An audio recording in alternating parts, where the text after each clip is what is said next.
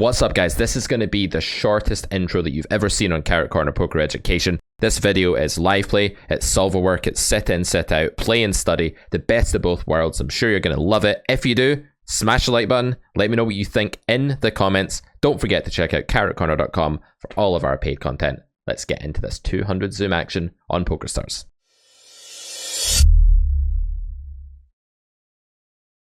It's actually getting pretty scary, like how these games are dying. We're 4 or 5 handed right now though, and there's definitely a short stack player here at the table, so I don't expect the games to be too bad. I think opening ace deuce on the button is just something you should do with a weaker player in the small blind. It's going to be a very minimally losing open in GTO, and if you're one of these people that's just following charts without calibrating who's at the table, you're throwing away free money, essentially. So that's an open that you want to make. Ace 8 against cutoff, I'm just going to go ahead and pure call this one. With some bigger suited aces, I'll 3-bet. I'll also 3-bet with some smaller suited aces, but this one is right in the Goldilocks zone where I just want to play call. That said, I don't think 3-bet is a very bad play. Queen 8-8, not going to be playing any raise on this particular texture with this hand, I don't think. Although it's probably all right to raise against a small bet here. The reason being, the hand does garner a bit of useful fold equity. There's some overcard hands like ace-jack, ace-king, king-10, king-jack in our opponent's range here that they can fold, but this is mostly just going to be call. But I don't think raising this pair is atrocious or anything like that. It's better against later position than it is against early. Depending on turn size here, we're going to be pretty indifferent. If this is an overbet, for example, then I think we reach absolute indifference. I don't think overbet's technically the right sizing because of the paired flop. We're meant to slow play a lot of queen x here.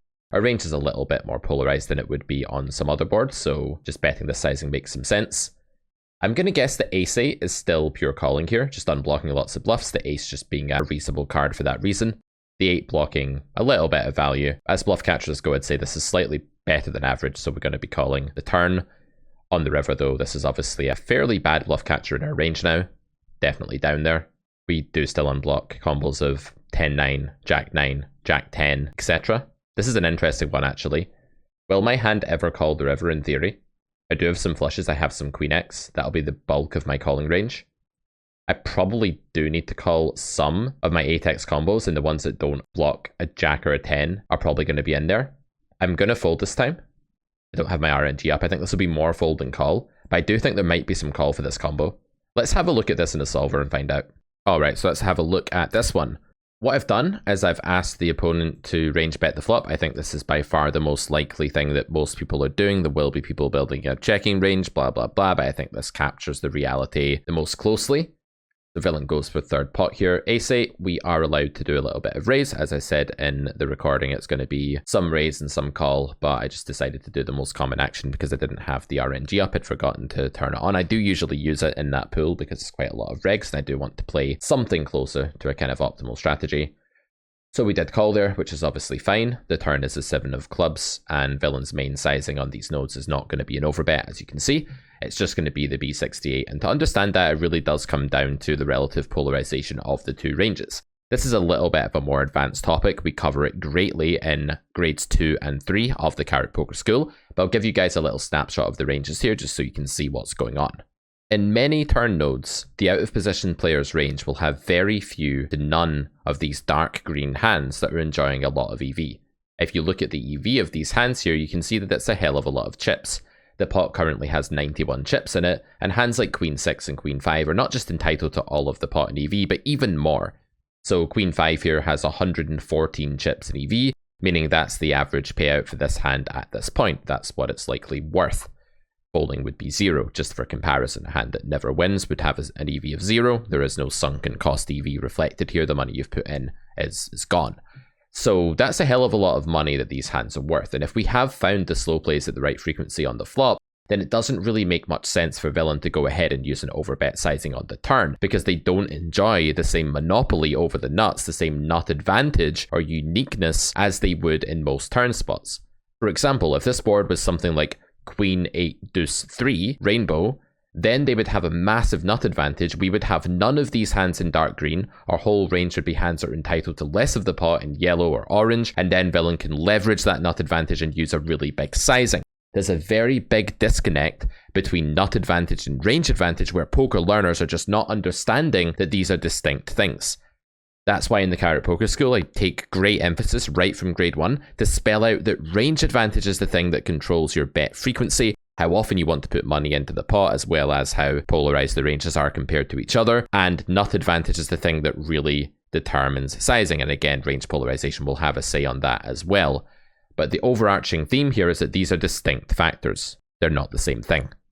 So Villain does go ahead and bet 68 chips, which is 75% of the pot here. And as we can see, we're calling with any 8x here. I think there will be a difference in the EV of the 8x combos. As we can see, the ace-8 is the best one. It's unblocking the most bluffs. It's going to be by far the most powerful bluff catcher of the 8x, and its EV is really high, even with diamonds. Without the flush draw, it's going to be 14.29 chips. And that's because the ace is just the best kicker, blocker-wise, by far. Villain's going to be bluffing here with more gut shots and Jack X, 10x, King Jack, King 10, hands like this than they are ace-X. Any 8 is going to be a call though, and it's also worth just pointing out where is the indifference point, just to learn that. It's a good milestone to know, and something like 6s, 5s, these combos are very close to 0 EV, depending on suit. So that's how that goes. Flush draws, by the way, here, you do actually have to fold your very worst ones. You don't really have another course of action. You can do some raise with the better flush draws for sure, and you can even call one that has a bit of showdown value, like the King Jack of Hearts, but by and large, you're going to be folding the really bad draws here as well. There's just not much else to do. You can't just build a raising range that spans all of your flush draws, otherwise you're grossly overbluffing. If you just take a miserable flush draw and start raising it willy-nilly here, you can overbluff really easily. So that's how we play the turn. So we did call, the river came, the deuce of hearts. We checked and Villain chose the overbet sizing, that's the B150, and our hand is practically, is a pure fold. You can see that the EV is really, really close. It's just going to be the case that if you're playing a well-constructed opponent strategy here, that you'll be close to break even with all of your bluff catchers. Ace-8 no longer seems to have good blocker properties. Good blocker properties now would tend to be, well, obviously a queen is a bit better for the most part, although against this particular sizing, it doesn't really matter, because Villain's value region here isn't going to be a lot of trips with this sizing. Trips is going to bet a bit smaller, usually, on this river. So I'm guessing Villain's value range now is going to be mostly flushes, boats, stuff like this. So what do we want to call with? Well, GTO thinks that 9-8 is marginally better than Ace-8. I don't really care about that. I think that's just going to be like a solver meta thing that doesn't matter. Are there any bluff catchers that are pure calling here that just have like really high call EV? Not really. I think like 9s with a heart seems to suspect that that's winning, but it's close and the sim's not accurate enough to say for sure whether you should call or fold. It's mixing. Overall, you're just between a rock and a hard place in spots like this. The sooner that you accept that most of your bluff catchers are going to be folding against the sizing, especially if they don't have a heart, the better. In reality, I think the blocker will matter a bit more when it comes to like the flush, but won't matter as much when it comes to like the unblocking of the bluffs and stuff like this. Like the solver gets very, very meta against itself here by making a claim that like 9-8 is a bit better than Jack-8 or something like that. I think in reality, yeah, I can see why the Jack is the worst card. I guess most bluffs do contain a Jack or a 10 here, so these hands are a bit worse, but I don't think it'll be a huge thing. Look at that, it thinks King-8 is absolutely horrible. Apparently the King is a card that they should bluff really frequently. So that must just be a really bad blocker.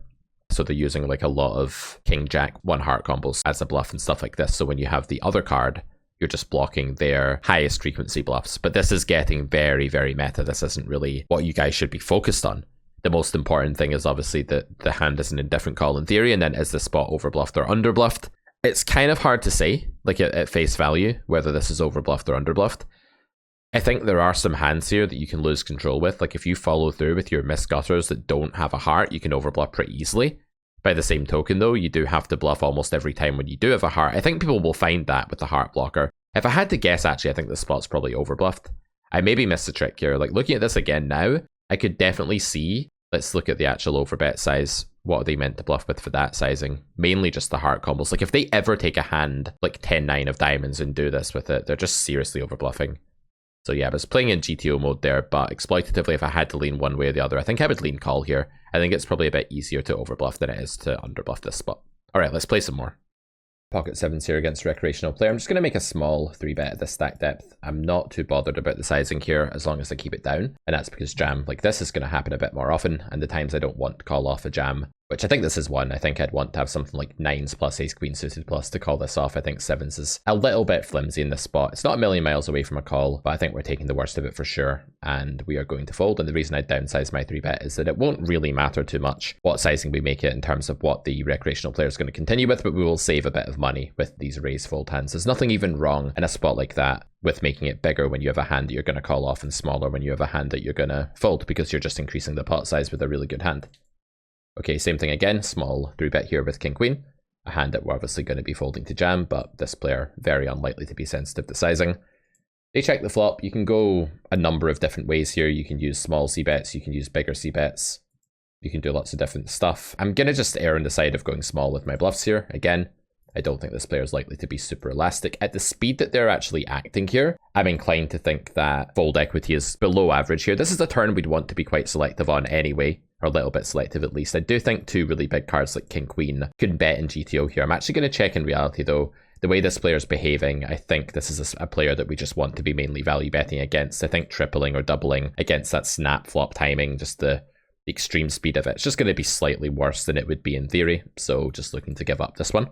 You can read into timing. Like, obviously, you don't have to know that something is 100% concretely the case in order to use it. If you just think that out of a batch of 1,000 recreational players that timing makes 100 or 200 of them a bit more likely to call the next street, then that's enough for you to make a deviation, because in theory it isn't different between betting and checking that turn, I'm pretty sure. My HUD right now at this table, by the way, is 7157. You guys can't see it, but this is a good reason why you shouldn't rely on HUD stats over small samples. That is not my true stat line, guys. I promise. I assure you it's not. This guy's teaching poker and he's got 71 VPIP in it. Yeah. Okay, queen deuce, pure call. A little bit too good to be 3-betting. 1 over, 1 under, but the backdoor flush draw is a lot less relevant on the tripped up board, so this is just going to be a fold. Favouring stuff like Jack 10, 10 9, Queen 10, Queen 9 for our continues there. We want to have bolt draws above villain's pocket pairs for the most part there. I think that's going to be the deciding factor. We do want to continue quite a bit against that sizing, but 777 is just a really bad board for range. Favours the person with the big pairs pretty massively when it comes to the nut advantage, and range advantage will be in villain's favour there as well. Obviously when we don't 3-bet out the big blind, so just ditching the one big card, one small card there, even with the back door against half pot. Easy open with 10-9 off on the button here. Just playing one table because the pool is short, as I say in the title, it's a short-handed session. So this is a spot where I don't really know this player. I'm going to just stick to a range bet strategy here, but against a recreational, I would definitely consider just checking this hand back in order to elicit as many mistakes as possible. I think this is not looking like such a recreational player. I don't know, Educa Poker? Like, what is that? Is that like a training site or something? Let me know in the comments. I don't remember what that is. I've definitely seen it before. But if that is a recreational, I think just reverting to a check strategy with second pair bad kicker is better than betting against most, because you do see some absolutely wacky, out of control, turn leading strategies going on from the recreational side of the pool. So today has mostly been a session about restraint, just avoiding bad investments for the most part so far. We'll see if we get into a bit of a more exciting spot in a minute though. This pool is actually very good right now. This is what I was saying in a recent live play video. The 200 zoom pool on PokerStars can either be really terrible or really good, or it can be kind of in between as well. But there's like multiple blue tags now. There only are 16 players in the pool. Obviously when I joined, everyone just piled on. They were like, oh, that carrot fish is there, let's just play with him. He wears a hoodie that matches his YouTube theme and all kinds of bullshit. Go ahead and open the king jack off here. Nothing happens. This is an open that I will make with a blue tag and a pink tag. That's a more passive recreational, and then a looser one. I think these kind of opens are winning generally. So this is a absolutely bread and butter check back spot. You can bet small here if you're using small c-bets, which is what I'd recommend on a texture like this. It's a little bit too nutty to villain's range, straighty. Villain's hitting a lot of 2-pair plus here, that your nut advantage that you normally have on a board like Jack 8 deuce is all but evaporated. So using small bet here is probably the right way to go. You can definitely bet 9-8 here theoretically. I'm going to check though, and then I'm just going to call down, because against an unknown pink tag, you're going to open the door to some barbaric, silly plays. Sometimes these players are just going to bet at you because you checked back. They could have pocket fours, they could have king 5, they could have all kinds of hands they're not meant to be leading. I'll take my time here. I'm going to snap the river here. I don't really care against the pink tag. This could be a miss tag as well. Sometimes I like misclick tag people or tag people too quickly or something like that. It's a very good bluff catcher as well though. We have blockers to a straight, we have blockers to a set and 2-pair. Yeah, I think we're just calling down here. Expect this to be pretty overbluffed.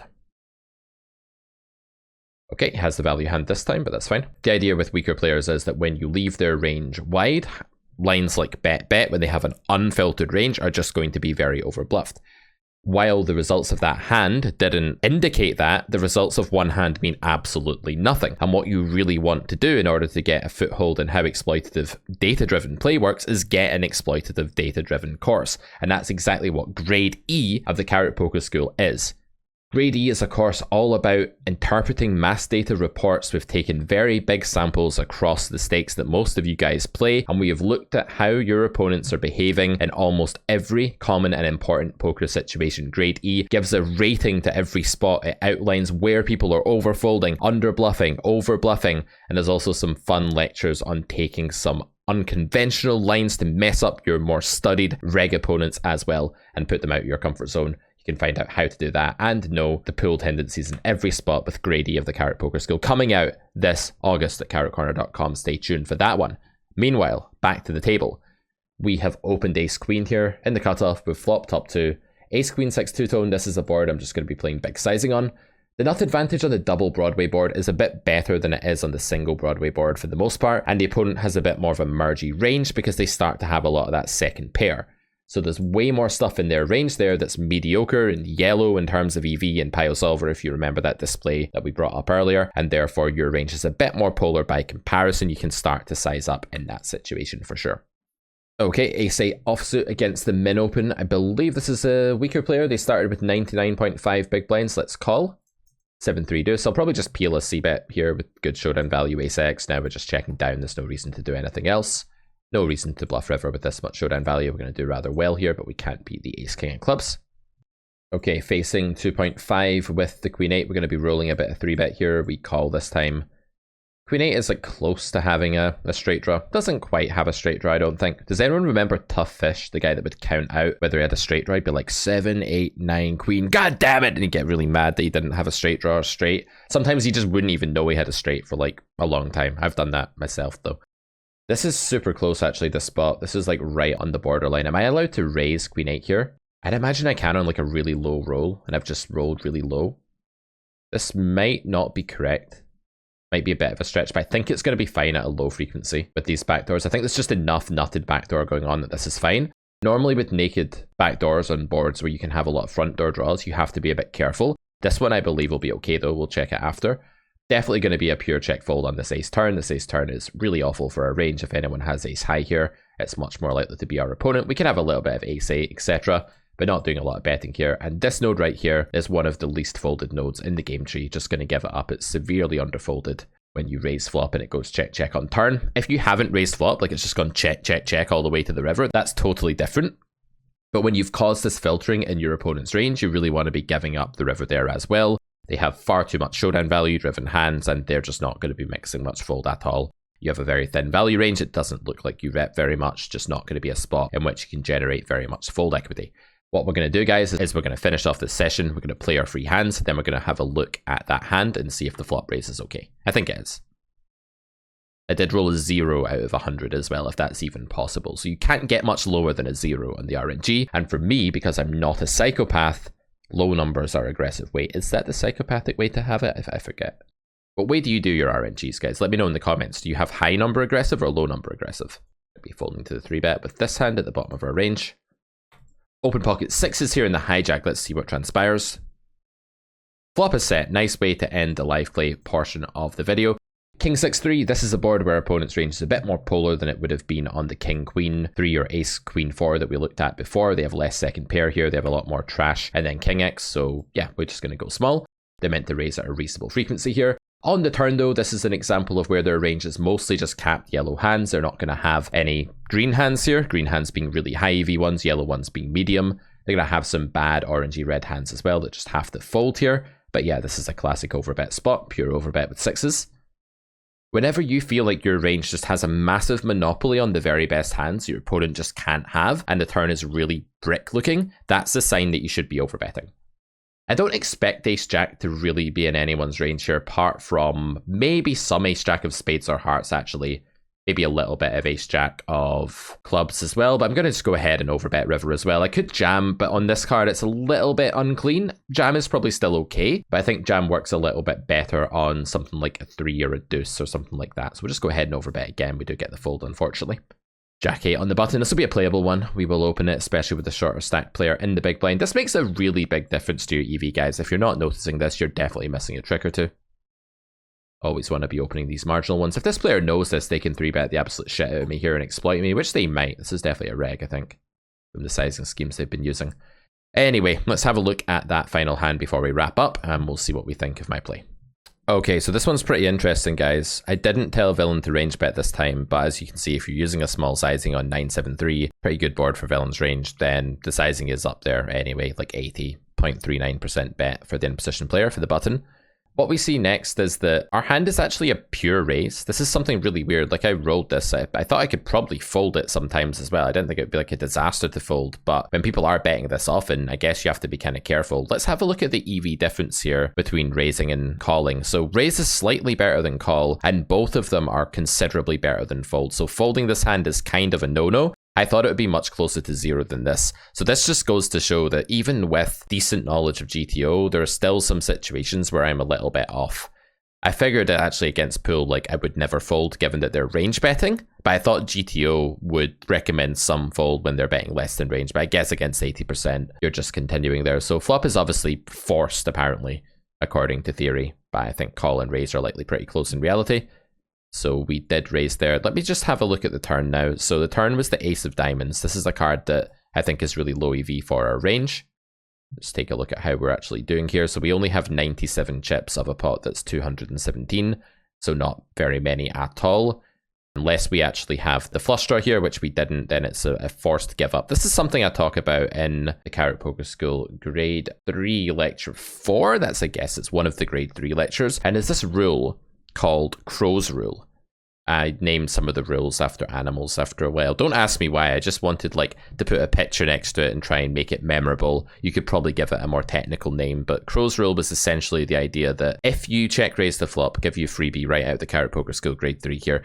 If you check raise the flop and you're called and the turn is really bad for your range and you have nothing, you must give up. It's a blunder to invest any more money on a bluff there. So as you can see here, if we do bet big, let's say with the Queen 8 of Spades, we have an EV of like -1.5 big blinds. Like, it's really bad. Checking is obviously worth a little bit. We can bink the river and then showdown. Like, we can hit a queen and then they have a 9 and we just win a showdown or whatever. But here, definitely just going to be a give up. So we did check, villain checked behind, and then the river came the 3 of clubs. So this is also just a pretty terrible spot for our range. We're not really meant to be able to do much bluffing here at all. If we do bluff, we need to be like super selective and doing it really infrequently. So actually our hand is just going to be a forced give up here. Again, a mistake to bet. But if we did bet, I think it would be even less folded than this, because this guy here thinks that this guy was actually basically giving up most of their bluffs. And when they do bet, thinks that the range is balanced. But in reality, our opponents probably expect us just to be over bluffing. So if we did go ahead and bet here, you'd expect them to fold even less than this. I just don't really think that hands like Jack 9 would be mixing any fold here whatsoever. I don't think it would really even be happening with like these showdown value pocket pairs are probably calling way more often than this, just smelling a rat and being a little bit suspicious. And who can blame them? Our value range seems to be extremely, extremely thin and patchy, and it'd be so easy for us to overbluff given the amount of give-ups that we have. While I'm always trying to encourage people to be more aggressive here in this channel, not in a spot like this. Not when you check raise the flop and turn goes check check and the boards run out horribly for your range.